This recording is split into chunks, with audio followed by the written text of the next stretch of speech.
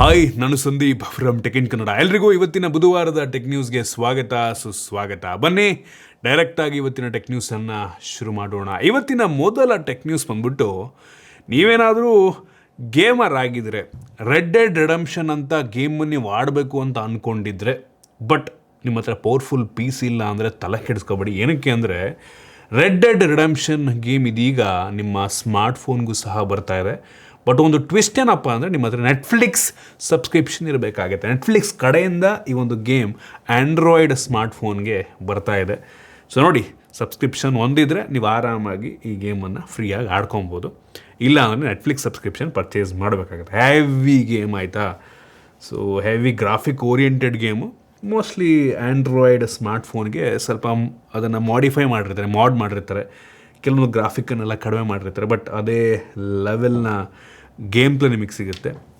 ನೋಡೋಣ ಲಾಂಚ್ ಆದಮೇಲೆ ಯಾವ ರೀತಿ ಇರುತ್ತೆ ಅಂತ. ಇನ್ನು ಮುಂದಿನ ಟೆಕ್ ನ್ಯೂಸ್ ಬಂದ್ಬಿಟ್ಟು, GTA 6 ಏನು ಇನ್ನು ಕೆಲವು ವರ್ಷಗಳಲ್ಲಿ ಲಾಂಚ್ ಆಗ್ಬೋದೇನೋ, ಬಟ್ ನೀವು ನಂಬಲ್ಲ, GTA 5 ಲಾಂಚ್ ಆಗಿ ಹತ್ತತ್ರ 12-13 ವರ್ಷ ಬಂತು. ಈಗಲೂ ಸಹ GTA 5 ಗೇಮನ್ನು ತುಂಬ ಜನ ಪರ್ಚೇಸ್ ಮಾಡ್ತಾರೆ. ಕಳೆದ ಒಂದೂವರೆ ವರ್ಷದಲ್ಲೇ ಸುಮಾರು 20 ಮಿಲಿಯನ್ ಕಾಪಿ ಸೇಲ್ ಆಗಿದೆ. ಅಂದರೆ 2 ಕೋಟಿ ಜನ ಈ ಗೇಮನ್ನು ಈಗಲೂ ಸಹ ಪರ್ಚೇಸ್ ಮಾಡ್ತಾ ಇದ್ದಾರೆ ಅಂತ. 12-13 ವರ್ಷ ಹಳೇದಾದರೂ ಸಹ ಈ GTA 5 ಗೇಮನ್ನು ಇಲ್ಲಿವರೆಗೆ ಸುಮಾರು 220 ಮಿಲಿಯನ್ ಕಾಪಿ ಸೇಲ್ ಮಾಡಿದ್ದಾರೆ. ಅಂದರೆ ಅದತ್ರ 22 ಕೋಟಿ ಕಾಪೀಸ್ ಅಂತ. ಅಂದರೆ ಅನ್ಬಿಲಿಯಬಲ್ ಆಯಿತಾ. ಸೊ ಅವ್ರು ಹೇಳೋ ಪ್ರಕಾರ ಈ ಒಂದು ಗೇಮ್ ಇಲ್ಲಿಯವರೆಗೆ ಹತ್ತತ್ರ 20 ಬಿಲಿಯನ್ನಷ್ಟು ಸೇಲ್ಸನ್ನು ಮಾಡಿದೆಯಂತೆ. 20 ಬಿಲಿಯನ್ ರೆವಿನ್ಯೂ ಅಂತ. ಅಂದರೆ ಅನ್ಬಿಲೀವಬಲ್ ಆಯಿತಾ. 20 ಬಿಲಿಯನ್, ಯಪ್ಪ ಕ್ರೇಜಿ. ಯೋಚನೆ ಮಾಡೋದು ಕಷ್ಟ. 1 ಬಿಲಿಯನ್ ಅಂದರೆ ಅಪ್ರಾಕ್ಸಿಮೇಟ್ಲಿ 8,000 ಕೋಟಿ.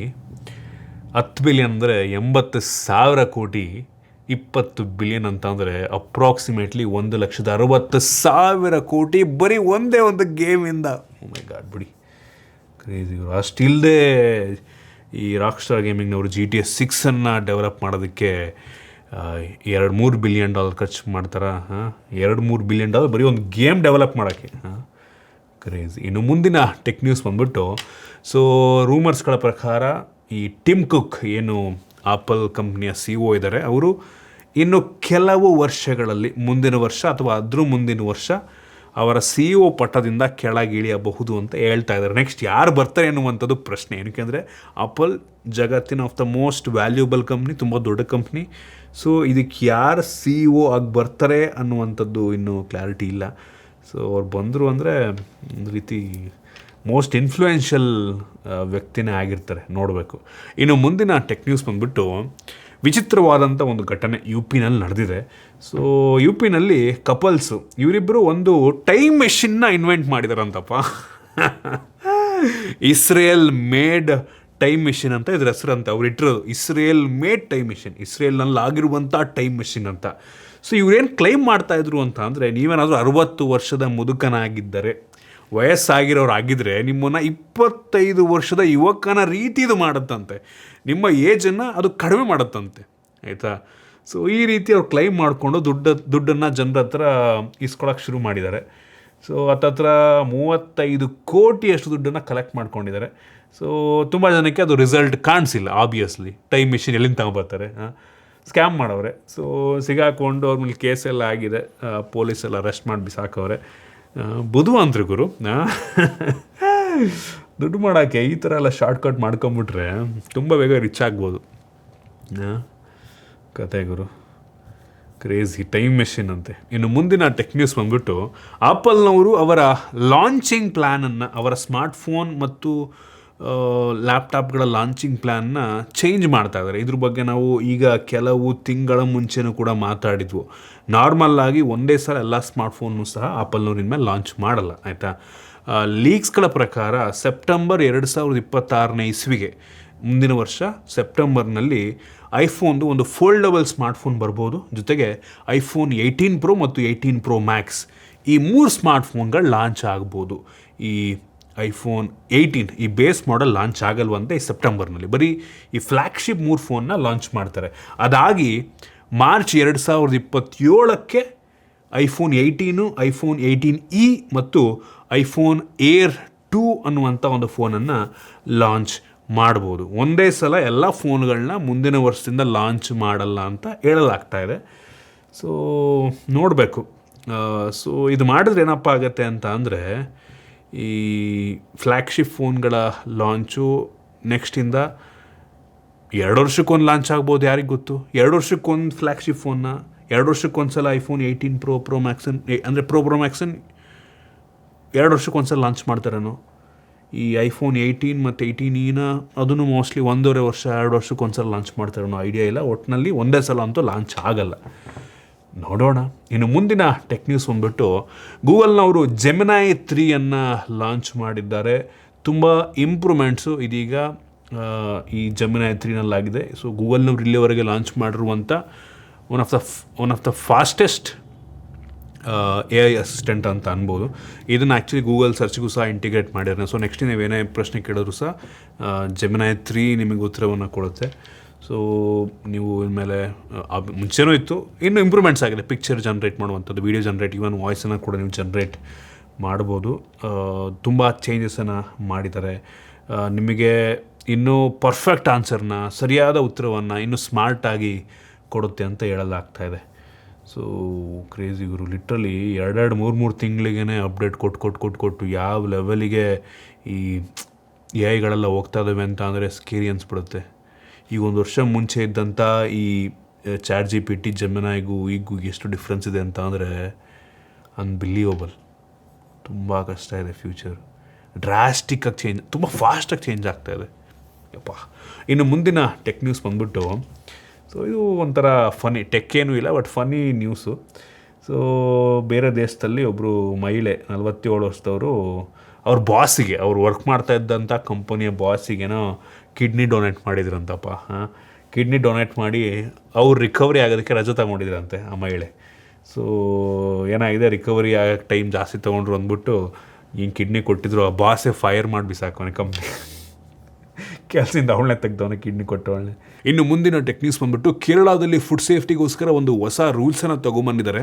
ಹೋಟೆಲ್ಗಳಲ್ಲಿ ಅಥವಾ ರೋಡ್ ಸೈಡು ಎಣ್ಣೆಯಲ್ಲಿ ಕರಿದಂಥ ಆಹಾರವನ್ನು ಏನು ಸೇಲ್ ಮಾಡ್ತಾ ಇರ್ತಾರೆ, ಅವರು ಒಂದು ಸಲ ಎಣ್ಣೆ ಯೂಸ್ ಮಾಡಿದ್ರೆ ಬರೀ 3 ಸಲ ಮಾತ್ರ ಅದನ್ನು ಯೂಸ್ ಮಾಡ್ಬೋದಂತೆ.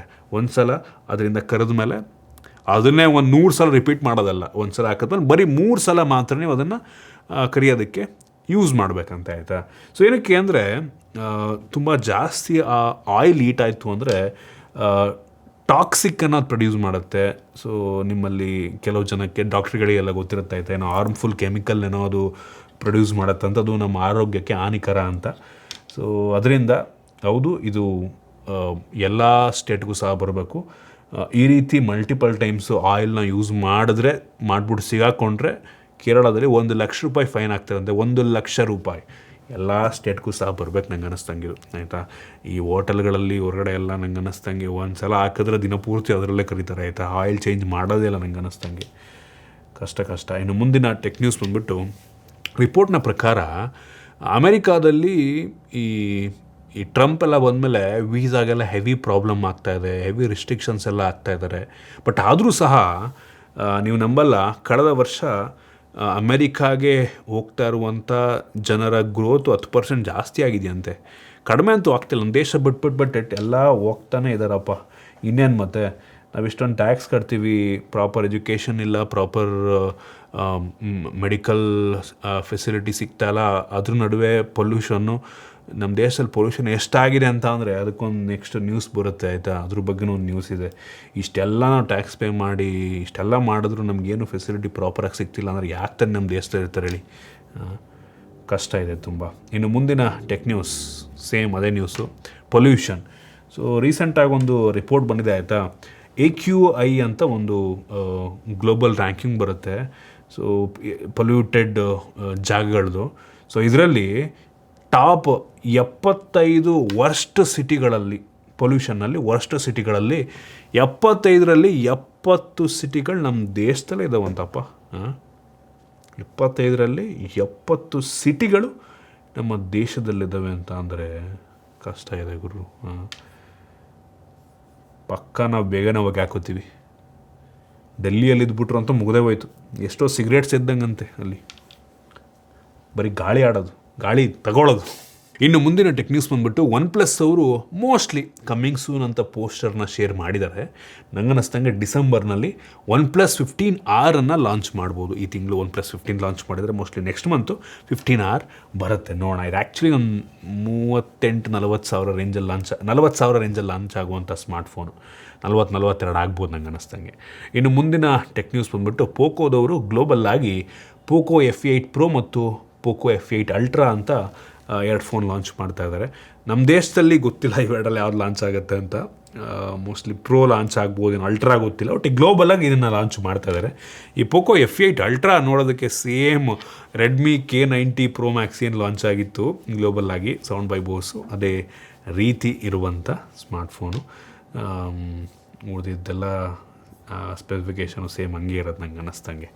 ನೋಡೋಣ ನಮ್ಮ ದೇಶದಲ್ಲಿ ಹೆಂಗೆ ಲಾಂಚ್ ಮಾಡ್ತಾರೆ. ಮೋಸ್ಟ್ಲಿ ಪೋಕೋ F8 ಅಂತ ಒಂದು ಮಾಡ್ಬೋದೇನೋ. F8 Pro 2 ಬರ್ಬೋದು. ಅಲ್ಟ್ರಾ ಗೊತ್ತಿಲ್ಲ. ಪೋಕೋಗೆ 50,000-55,000 ಕೊಟ್ಟು ಜನ ನಮ್ಮ ದೇಶದಲ್ಲಿ ತೊಗೊಳೋದು ಕಷ್ಟ, ಅದರಿಂದ ಲಾಂಚ್ ಮಾಡಲ್ಲ ಅಂತ ಕಾಣುತ್ತೆ. ನೋಡೋಣ. ಇನ್ನು ಮುಂದಿನ ಮತ್ತು ಕೊನೆಯ ಟೆಕ್ ನ್ಯೂಸ್, ಐಕೋ 15 ನವಂಬರ್ 26 ಲಾಂಚ್ ಆಗ್ತಾ ಇದೆ.